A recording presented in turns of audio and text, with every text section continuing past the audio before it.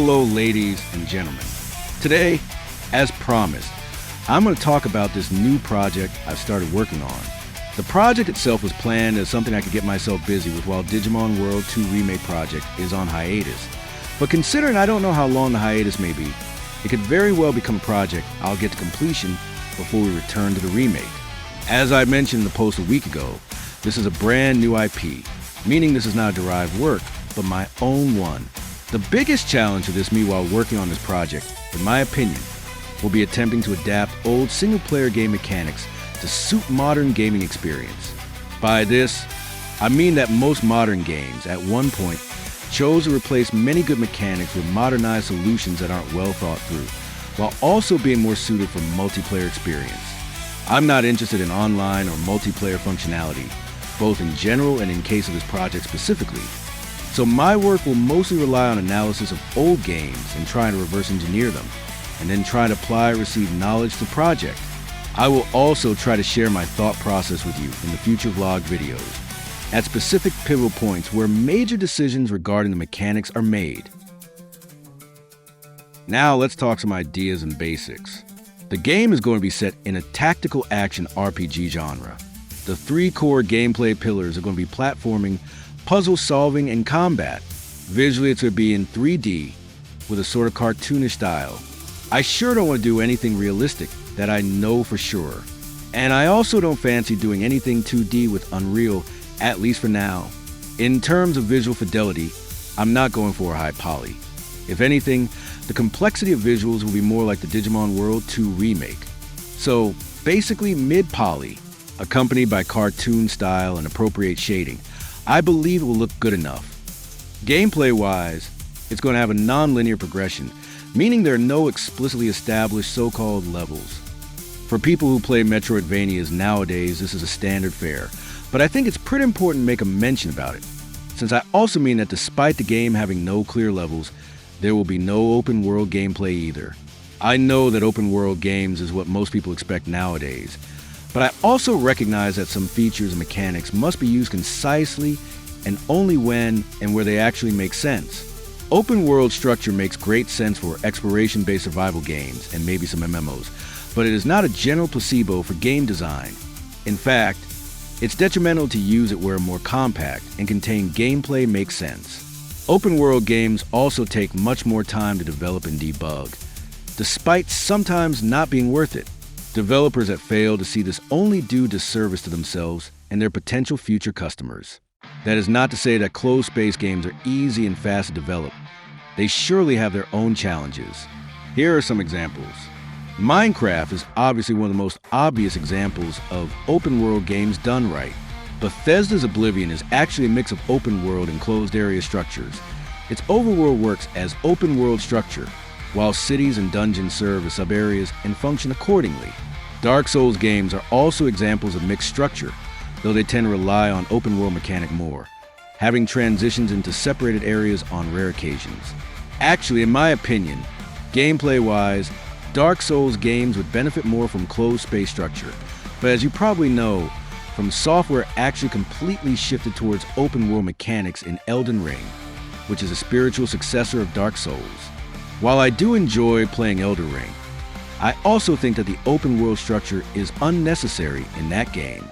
My conclusion in this case is supported by how the core mechanics of these games is presented. Major and boss battles, as well as puzzles, are meant to limit players' exploration space, while focusing players' attention on a very limited space in order to solve the problem at hand. This is a typical philosophy that closed-space games employ by default, because each separate room player visits in each such game is a self-contained focus point on its own, which helps in understanding the game's mechanics and progression much better. Finally, games like Vagrant Story use closed space structure exclusively, having very clearly separated areas, which in turn have separate sections called rooms. Having meditated on all of the aforementioned facts, I've come to the conclusion that it would be best for me, as a single indie developer, to create a single-player closed-space game. The best reference to emulate such structure at the base level, in my opinion, is Vagrant Story. It's conveniently divided by areas and rooms, which allows to work out both technical limitations and gameplay nuances of the game based on relatively small localized areas of the game. Much like in VS, I can design rooms which serve specific purposes, be it puzzle rooms, battle arenas, treasure storages, challenge passages, or mixes of some of them to a degree. Vagrant Story's gameplay loop has pretty basic platforming and puzzles, while mostly focusing on fighting part. This is a very obvious part that could be improved, as adding some more nuanced platforming aspects in the form of special abilities, as well as more complex puzzles, can really enrich the overall experience. On the other hand, many aspects of combat in this game are done to almost perfection. Sure, you can never reach absolute perfection in anything, so even this area has quality of life improvements potential. But I really like the idea of the stat-centric system, where technically there are no experience levels, while characters have different stats that can be manipulated in various ways. This way, the whole game has to be designed so that there are no so-called grind walls at any point in the game, meaning you don't need to grind at any point in the game in order to progress further through. In exchange, you have to apply creative tactical thinking in order to progress. Things like target weakness analysis, conditions manipulation, and so on. In other words, instead of muscle skills, you train your strategic and tactical skills. If you think about it, it is pretty rare in modern games. In fact, I don't remember any game in recent 20 years that would even partially copy battle aspects of Vagrant Story, except perhaps XCOM and Fallout 3 to a degree.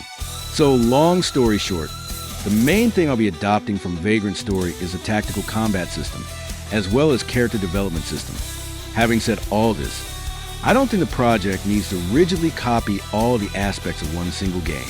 After all, I'm not planning to do a game clone, which is why another one of the inspirations I'm taking is Dark Souls for some of the game mechanics. While the blatant obvious you died thing with respawning at bonfires is overused in many modern games in one form or another, things like rechargeable restoratives are an interesting universal idea. Safe haven style save points are another things. These, however, are present in Vagrant Story too, even though they work a little differently there. Bosses having personal life bars during their respective fights is one of the more minor features that also would be great to get adapted. Now, both Vagrant Story and Dark Souls have some basic forms of puzzles, but those, in my opinion, are very superficial compared to other games like Soul Reaver or Blades of Time. That's why the puzzle core pillar of the game won't just be inspired by VS or DS. Many people praise Soul Reaver series for the complex and interesting puzzles, aside from great storytelling. But many people also note that Soul Reaver games contain perhaps too much puzzles overall. The nature and complexity of those puzzles, however, is something I would like to replicate in this project. Cases like tile matching, multi-lever locks, fixed order button pressing, placing certain items in corresponding places. All these puzzles can make the game interesting if properly utilized. Another great aspect of Soul Reaver games is the ability-driven, non-linear progression. Basically, it means that certain areas in the overall game progression is gradually unlocked as your character learns new platform abilities, things like double jumps, air dashes, and so on. What I've noticed in most modern games is that we as gamers now have come to expect some things like double jumps and the like in games to be unconditionally accessible as essential parts of the game. However, back in the days of classic Metroid games, we had to earn all those abilities before we could ever use them, and I intend to bring this philosophy back with this project. Both Vagrant Story and Dark Souls provide only the baseline form of platforming, while Soul Reaver is pretty much dependent on new abilities being obtained. Combining these two approaches, as I believe, will allow me to implement a rich and immersive platforming experience, which feels more gratifying as you gain more abilities and uncover more puzzles or roadblocks that rely on those new abilities. Now that we've discussed the major gameplay mechanics, it's time to talk about visuals. Dark Souls and Vagrant Story are both great games visually speaking, but they both have their own unique styles, with DS being dark realistic fantasy, and Vagrant Story being dark Victorian era style fantasy. While I do like both of these styles, I don't feel like replicating them, and I don't believe I really can do it properly. Instead, I'm going to try and get inspiration from yet another game, World of Warcraft. Yes, it's an almost 20-year-old game, I know, but its visuals is a great example of less is more.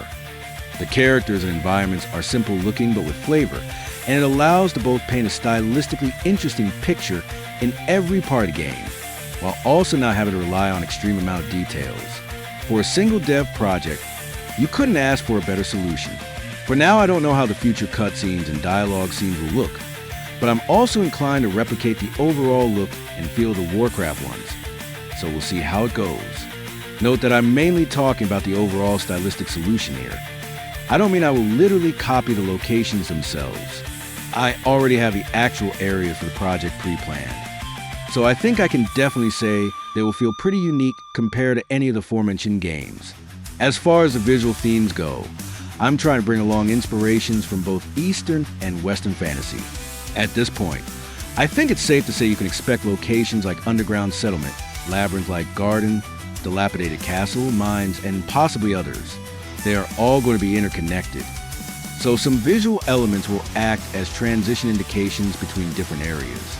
The list of areas isn't finalized yet, as I'm working on it, but it's safe to say that the game will have about 10 areas in total, with each area having a range from 10 to 50 rooms of different sizes and applications. As far as enemies and bosses go, this is where the Eastern and Western mythology and fantasy comes in. Skeletons, ghosts, were beasts, demons, arachnids, and more. All in all, I'm planning to have around 120 different enemies, including bosses.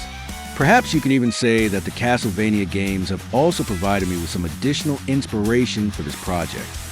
Finally, it's time to talk about some progress milestones. In other words, when can you see something tangible and in what form? Since I'm planning on publicly showcasing the progress of this project, I'm planning to lead a vlog of its development, just like I did with Digimon World 2 Remake up till now. The structure of the vlog videos will be mostly the same, with the only exception being that I have nothing to really compare the mechanics and features to, since I don't remake anything, but rather create new things. But when certain things will be discussed, I will try to bring out the original inspirations behind the subject, where it will be applicable. And just like with Digimon World 2 Remake, there will be a list of demos planned at some major milestones. For instance, when I have implemented at least 2 areas in all major mechanics, I'll aim to build a first demo of the game that will showcase all the progress without major story spoilers. Ultimately, I think developing this game will take around 3 years, considering I'm starting right now and I don't really work on it full time, as it also is just my personal hobby project. All things considered, though, I plan this project to become something that I can truly garner people's interest in, thus it can become something I will develop full time. Only time will tell. At least for now, I can definitely tell that with this project, unlike Digimon World 2 Remake, I can eventually set up a crowdfunding campaign on platforms like Kickstarter or Patreon, seeing as it's my own property. Obviously, until I have nothing concrete to show for it, I don't plan to create any such campaigns. Only when I see that people have genuine interest in what they see, can we then start thinking about something like that.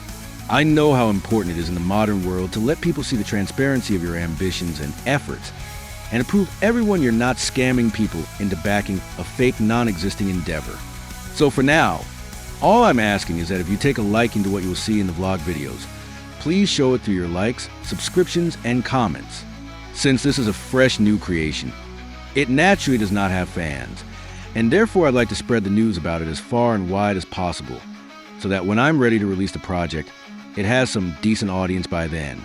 I realize this video does not show anything actually related to the game, which is why I'm already working on the first bit of progress in the next video, which will be all about the main character visuals.